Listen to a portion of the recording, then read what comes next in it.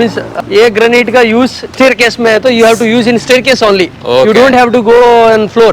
Correct, Again the problem will come. So different nature of the stone is there. Okay ಈ granite nature ಏನಿರುತ್ತೆ ಈಗ ಕೆಲವೊಂದು ಕಲ್ಲುಗಳು ಬರೀ ಬಾತ್ರೂಮ್ ಮಾತ್ರ ಹಾಕ್ಬೇಕಂತಿರುತ್ತೆ, ಕೆಲವೊಂದು ಬರೀ ಅಂದ್ರೆ ಓಪನ್ ಏರಿಯಾ ಅದಕ್ಕೆ ಮಾತ್ರ ಡೆಡಿಕೇಟೆಡ್ ಇರುತ್ತೆ.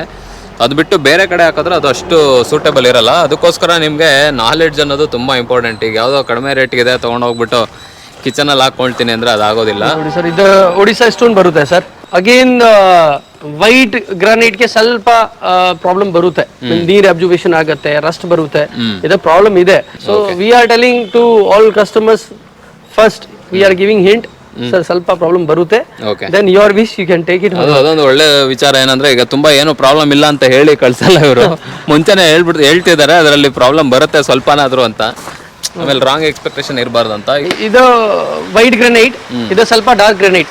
ಇದಕ್ಕೆ ಏನ್ ಪ್ರಾಬ್ಲಮ್ ಬರಲ್ಲ, ರಸ್ಟಿಂಗ್ ಬರಲ್ಲ, ಸ್ಟೇನ್ ಬರಲ್ಲ, ನೀರ್ ಅಬ್ಸರ್ವೇಷನ್ ಬರಲ್ಲ, ಏನ್ ಬರಲ್ಲ. ಇದು ರಫ್ ಅಂಡ್ ಟಫ್.